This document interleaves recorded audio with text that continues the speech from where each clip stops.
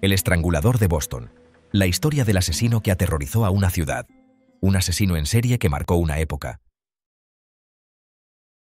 A principios de los años 60, el caso del estrangulador de Boston desató el pánico en Estados Unidos y dejó un legado oscuro que marcó el inicio de la era de los asesinos en serie en el país. Este criminal, apodado también como el estrangulador fantasma, logró eludir a las autoridades durante años mientras cometía asesinatos brutales. Su caso no solo conmocionó a la población, sino que también expuso las limitaciones de la criminología y el sistema policial de la época. Entre 1962 y 1964, al menos 13 mujeres fueron violadas y asesinadas en Boston y sus alrededores. Las víctimas iban desde ancianas hasta jóvenes en la flor de la vida. Las escenas del crimen eran grotescas, con cuerpos colocados en poses denigrantes y signos de abuso sexual. Sin embargo, el asesino parecía tener un modus operandi inconsistente, lo que llevó a los investigadores a especular sobre la posibilidad de que no hubiera un único autor detrás de los crímenes. Hoy analizaremos la aterradora historia del estrangulador de Boston, desde los primeros asesinatos hasta los avances más recientes en la investigación, que todavía generan preguntas sin respuesta. El primer asesinato. Anna Schliessers. Todo comenzó el 14 de junio de 1962, cuando el cadáver de Anna Schliessers, una costurera de 55 años, fue encontrado en su apartamento ubicado en el número 77 de Gainsborough Street, en el barrio de Back Bay, Boston. Fue su hijo quien, al no obtener respuesta tras tocar el timbre, forzó la puerta y descubrió la escena del crimen. Anna estaba tendida en el suelo de la cocina, completamente desnuda, con el cordón de su bata atado al cuello. Su cuerpo había sido colocado en una posición degradante, con las piernas abiertas, y los primeros análisis revelaron que había sido golpeada y abusada sexualmente antes de ser estrangulada. Lo que desconcertó a los investigadores fue la falta de señales de forcejeo en las puertas o ventanas, lo que sugería que Anna conocía a su atacante o lo había dejado entrar voluntariamente. Además, aunque la casa parecía haber sido revisada, no se había robado nada de valor, dejando claro que el móvil del crimen no era el robo. Las características macabras del asesinato indicaban que este no era un crimen impulsivo, sino algo premeditado y calculado. Sin embargo, sin pistas sólidas, el caso quedó estancado. Una ola de asesinatos.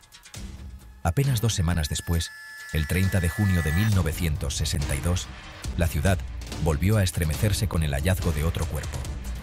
Esta vez, la víctima fue Nina Nichols, una viuda de 68 años que vivía sola en Commonwealth Avenue.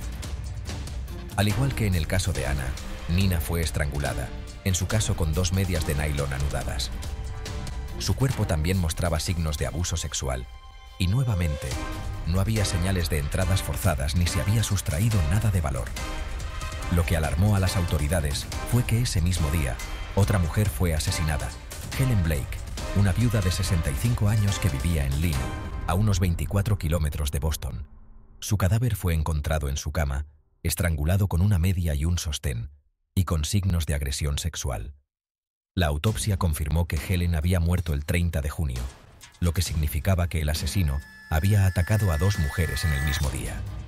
Estos asesinatos encendieron las alarmas entre los residentes de Boston.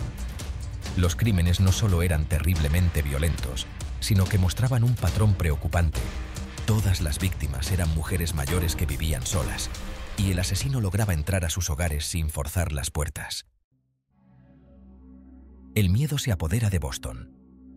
En agosto de 1962, la policía intensificó las investigaciones, pero los crímenes continuaron. El 19 de agosto, Ida Irga, una anciana de 75 años, fue encontrada asesinada en su apartamento. 2 días después, el 21 de agosto, el cuerpo de Jane Sullivan, una enfermera de 67 años, apareció en circunstancias similares. Para entonces, la prensa había apodado al asesino como el estrangulador de Boston. Las noticias circulaban por radio, televisión y periódicos, advirtiendo a las mujeres que no abrieran sus puertas a desconocidos. Las calles de Boston se llenaron de miedo. Las mujeres portaban navajas o alfileres como armas improvisadas. Las familias reforzaban las cerraduras de sus puertas, y la venta de perros guardianes y armas de fuego se disparó.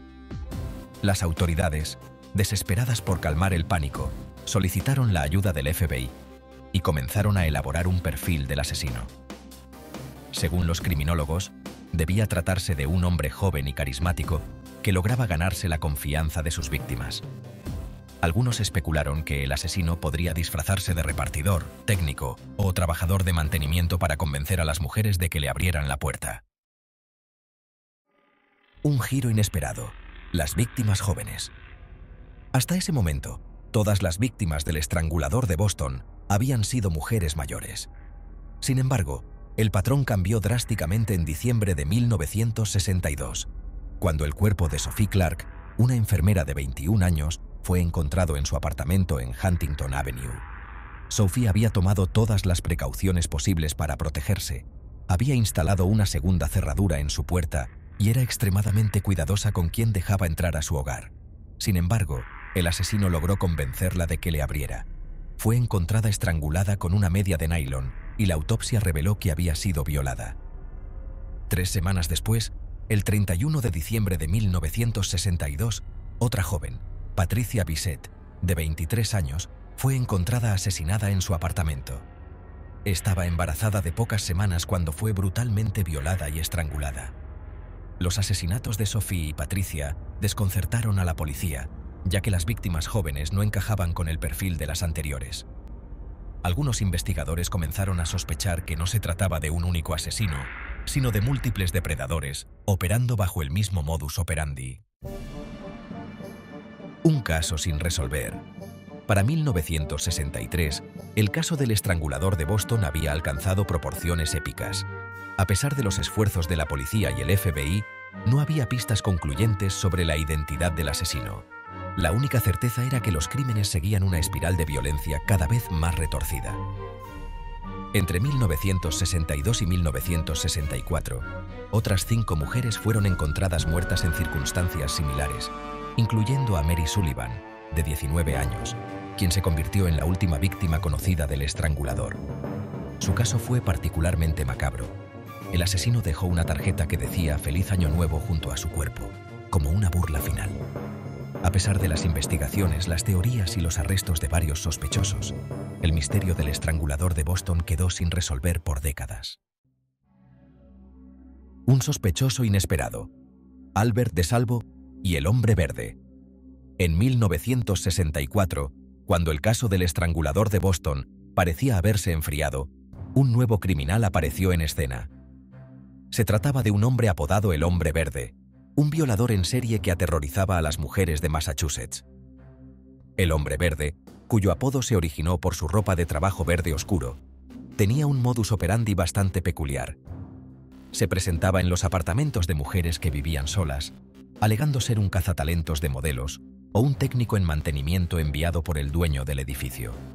Les ofrecía dinero por sesiones de modelaje y bajo esta excusa lograba ingresar a las viviendas.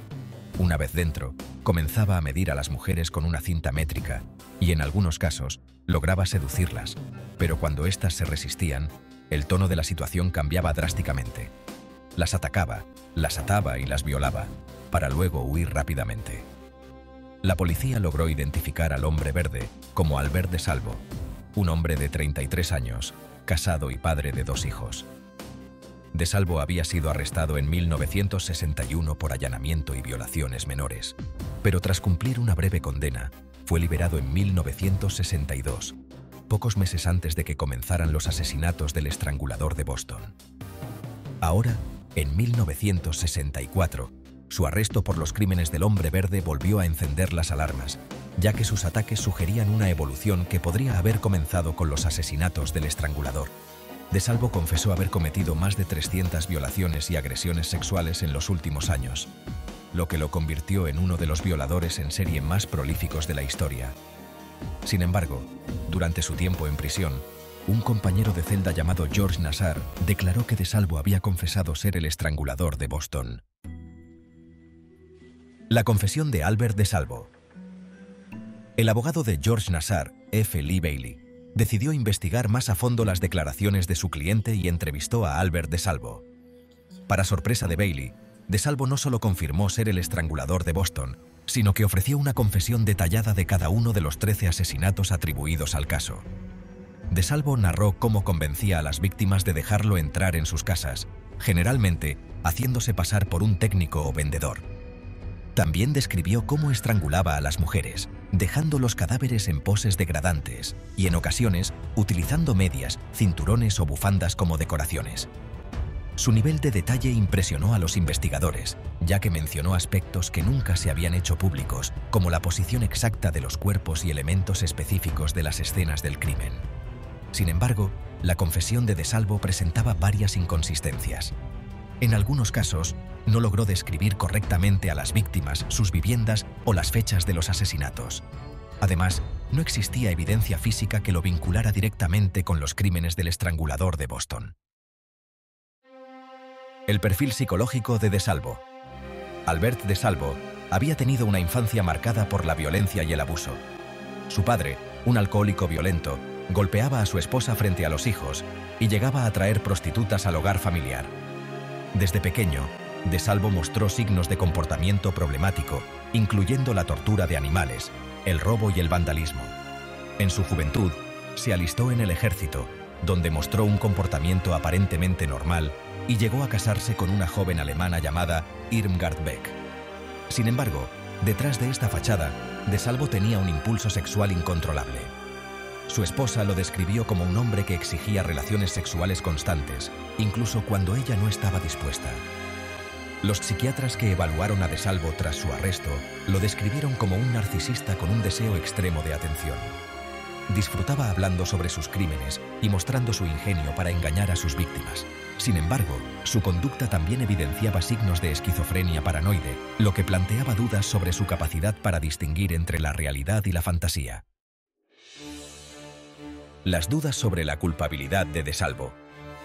Aunque la confesión de DeSalvo parecía cerrar el caso del estrangulador de Boston, surgieron numerosas dudas sobre si realmente era el único responsable de los 13 asesinatos. Falta de evidencia física. En ninguna de las escenas del crimen se encontró evidencia forense que vinculara a DeSalvo con los asesinatos. Las pruebas de ADN aún no existían, y las colillas de cigarrillos halladas en algunos apartamentos no coincidían con DeSalvo, ya que él no fumaba. Diferencias en el modus operandi. Las primeras víctimas del estrangulador eran ancianas, mientras que las últimas eran mujeres jóvenes. Además, los métodos utilizados para cometer los crímenes variaban significativamente, lo que hizo sospechar a los criminólogos que podría haber más de un asesino actuando bajo el mismo apodo. La influencia de George Nassar. Algunos investigadores sospechaban que Nassar, un psicópata extremadamente manipulador, pudo haber convencido a DeSalvo de confesar los asesinatos del estrangulador para reclamar la recompensa de $10.000 ofrecida por el caso. Nassar negó estas acusaciones hasta su muerte, pero su vínculo con DeSalvo generó especulaciones. El asesinato de Albert DeSalvo. En 1967, DeSalvo fue condenado a cadena perpetua por los crímenes relacionados con el Hombre Verde, ya que su confesión como el estrangulador de Boston fue considerada inadmisible en ausencia de evidencia física. Fue trasladado a la prisión de máxima seguridad de Walpole, donde se convirtió en una figura notoria entre los reclusos. El 25 de noviembre de 1973, Albert DeSalvo fue encontrado muerto en su celda, apuñalado 6 veces en el corazón. Según los informes, había sido atacado mientras dormía en un área de la prisión que se suponía estaba bajo estricta vigilancia. Aunque 3 internos fueron señalados como sospechosos, ninguno fue condenado por su muerte. La repentina muerte de DeSalvo alimentó teorías conspirativas, ya que algunos creían que estaba a punto de revelar información que podría haber incriminado a otras personas en los crímenes del estrangulador de Boston. Avances en la investigación. El ADN confirma un crimen. Durante décadas, el caso del estrangulador de Boston permaneció oficialmente abierto. Sin embargo, en 2013, se realizó un avance crucial gracias a las pruebas de ADN. Los investigadores analizaron el semen encontrado en la escena del crimen de Mary Sullivan, la última víctima conocida del estrangulador, y lo compararon con el ADN de DeSalvo, que fue exhumado para la prueba. Los resultados mostraron una coincidencia del 99.9%, confirmando que DeSalvo había asesinado a Mary Sullivan. A pesar de este hallazgo, los expertos advierten que la conexión de DeSalvo con los otros 12 asesinatos sigue siendo incierta. Algunos criminólogos, como el ex agente del FBI Robert Ressler, creen que los crímenes fueron cometidos por al menos 2 personas diferentes, ya que los métodos y los perfiles de las víctimas variaban demasiado. Un misterio que persiste. El caso del estrangulador de Boston sigue siendo uno de los más polémicos en la historia criminal de Estados Unidos. Aunque Albert DeSalvo fue identificado como el asesino de Mary Sullivan, quedan muchas preguntas sin respuesta sobre los otros asesinatos. ¿Fue DeSalvo realmente el responsable de los 13 crímenes? ¿Hubo otros asesinos operando en paralelo? Y si DeSalvo no actuó solo, ¿cuántos estranguladores hubo realmente en Boston durante aquellos años oscuros?